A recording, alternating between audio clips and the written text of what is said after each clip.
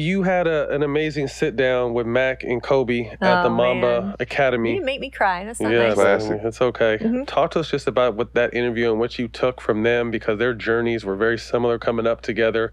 How special was that interview for you? Yeah, it meant a lot to me because I had covered the thick of them competing against each other. So I knew what I knew all the nuance of that relationship and what it was and how tight they had been at the beginning, and then how they had some separation, not because anyone did anything wrong and there was no beef, but just like as competitors, and you grow apart and everything. And I knew too from covering them both or being friendly and working with them both post-career that they weren't really in touch in that close way. They were good. Again, they were totally good with each other. I don't want to even like get near implying anything else, but they just, life is life, right? Yep. And I knew, I could see in the moment, the minute we brought them back together, just that all that energy was like just like back when they were like 20 years old, and it was just everything.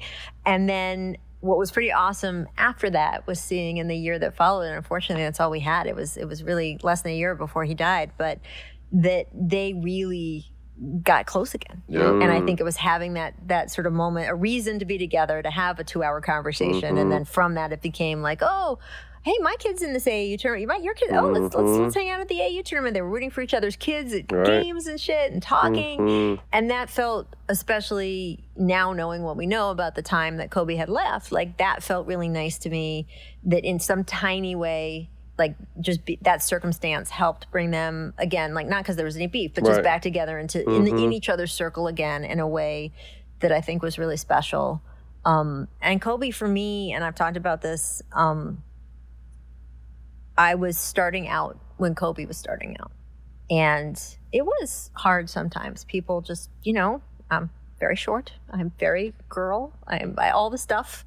And didn't want to talk to me about stuff. Didn't want me around. Didn't take me seriously. All the stuff it's just harder. It's harder when you're starting. It's hard to get people to trust you. One of the early teams I covered, the captain of the team and the general manager of the team would not answer a single question of mine. They would just say, next question. Because I was the first woman to cover them. They did not want a woman beat writer, and they thought if they just didn't give me information or access that I would just fail and not do well, and then shockingly there'd be a man next time. So that was some of the early stuff you have to deal with, or I had to deal with. And Kobe's rookie year, and you guys know this from knowing him, it was not a picnic. Not at all. There were a lot of people who did not want him there. This kid from high school thought he could do everything that we turned out he could do, but at that point, no one knew for sure he could do. There was a lot of resistance on an older Lakers team. There was stupid stuff, like because Kobe was there and he was under 21, they couldn't have beer in the locker room anymore. I mean, just like from the little to the big, and he comes in like a bull in a china shop, so all of that.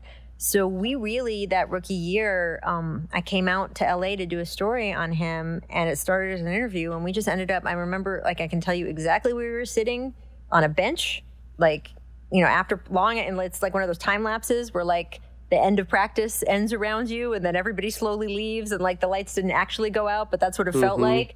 And just talking about what it felt like to be the kid that nobody wanted there. And kind of had that early bond of that, and then kind of to watch what he became.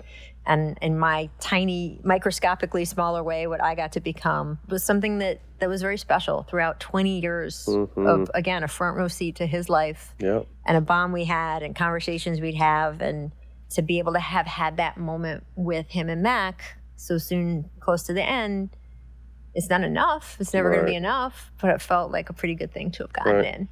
You and I mean, that's when he passed, obviously the coverage we did on the jump was nonstop and wasn't easy, but I just found it was so cool to get everyone's different story of Kobe. You know what I mean? Because everyone had this perception, Mamba, asshole, this and that, but if he let you in, you got to see how special he was. So to be able to hear everyone share their different Kobe story and how he affected them and realize how many people he affected.